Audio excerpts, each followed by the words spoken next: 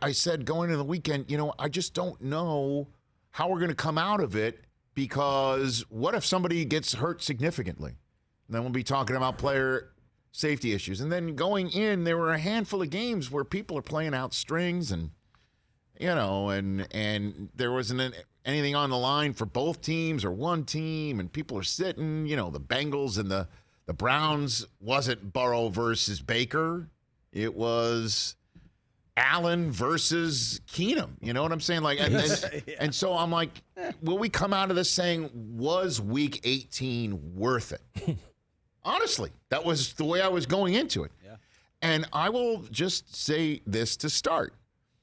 Week 18 of the 2021 NFL regular season was the most exhilarating week of football I have been a part of, I have watched in the 18-plus years that I have been doing this professionally for NFL Network. That was off the charts, and it included that Saturday doubleheader where the Chiefs needed a huge defensive play of Melvin on Melvin violence, Ingram on Gordon, to turn that game around. True that. The Dallas Cowboys playing all their starters deep into the night, even though the game was pretty much over with that 2-score flurry right before halftime, and Dak setting records and Zeke's getting his 1,000 yards. And you're wondering, what are we doing here?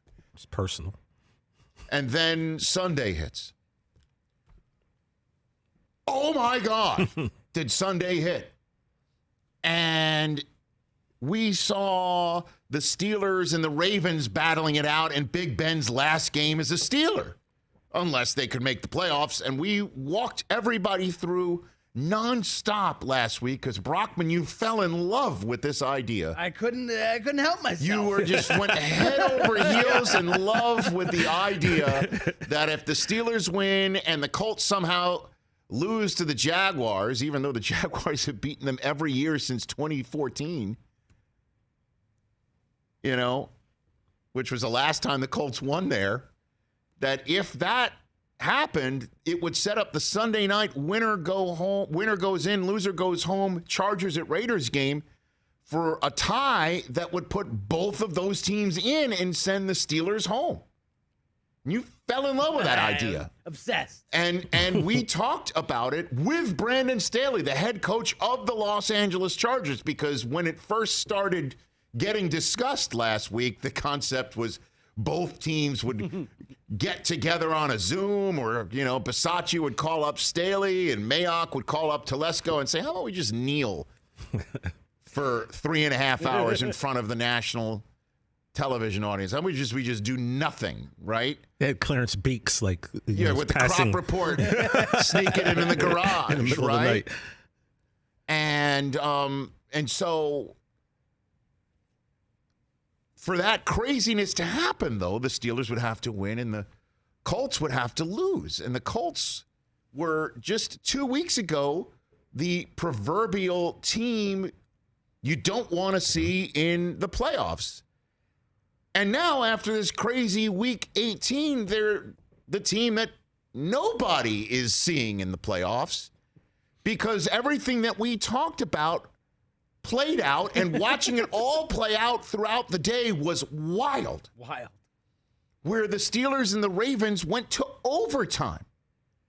And the same scenario that we were talking about that could play out in Vegas, about one team gets the ball first, they score a field goal or don't score at all, then the next team gets the ball, and then they either score a field goal to match or don't score at all, and there's only that small time left. What do you do when it's beneficial to both teams tying? In Baltimore, though, it was the death knell if there was a tie.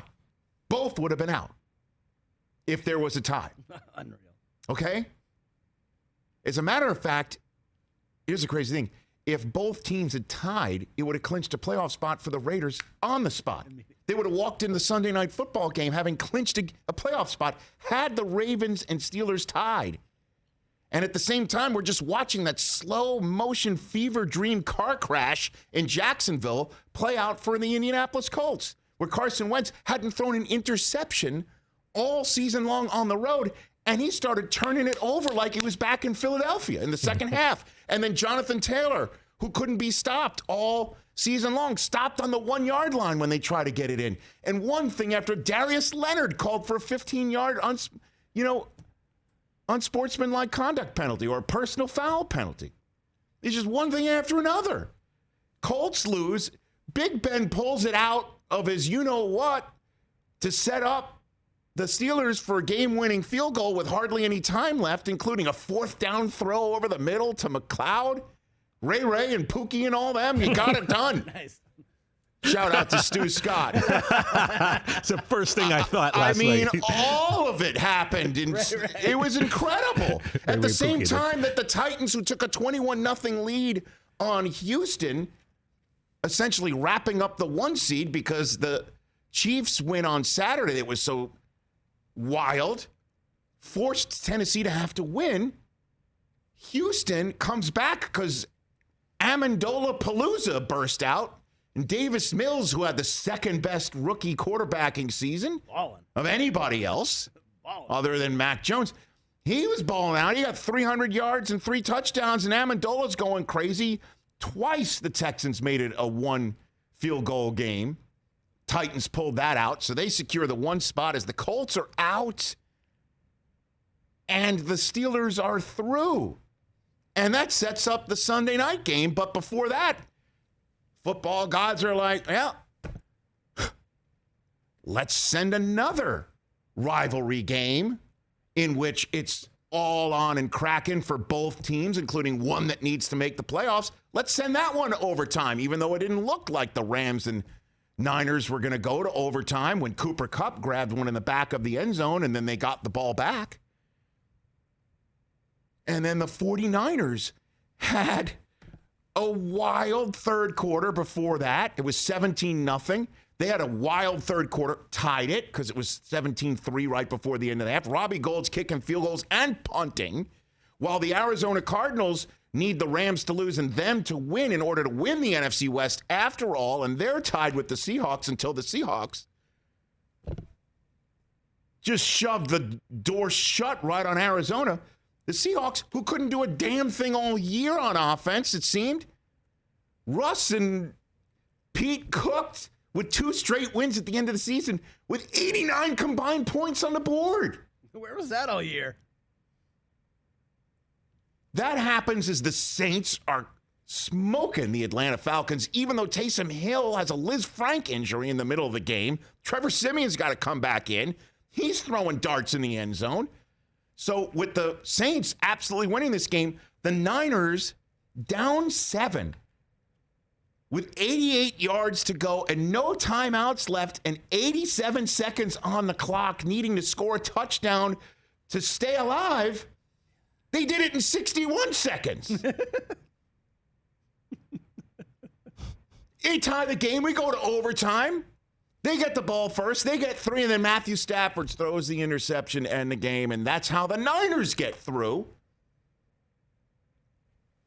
And you're sitting there thinking, how will this affect the NFC? Because I'll tell you what, Green Bay and Tampa Bay, those 2 bays, they want no piece of the Niners. They'd rather have the Saints and Trevor Simeon get through, even though the Bucs have their problems with the Saints.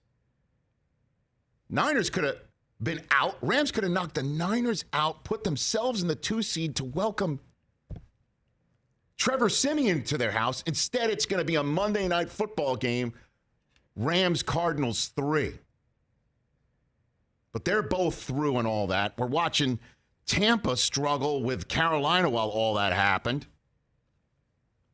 While at the same time, the AFC East is playing out. The Jets are giving the Bills a run for their money, even though they had 5 first downs on the day. And then the Dolphins are doing their thing against New England in the last week of the season, which is to beat them up. And then New England made a furious run at the end, but the Dolphins still sweep the Patriots. And then we learned today, not good enough to keep their coach. I mean, oh my God. Hey, you watched all the way to the end. Thanks for that. Watch more right here.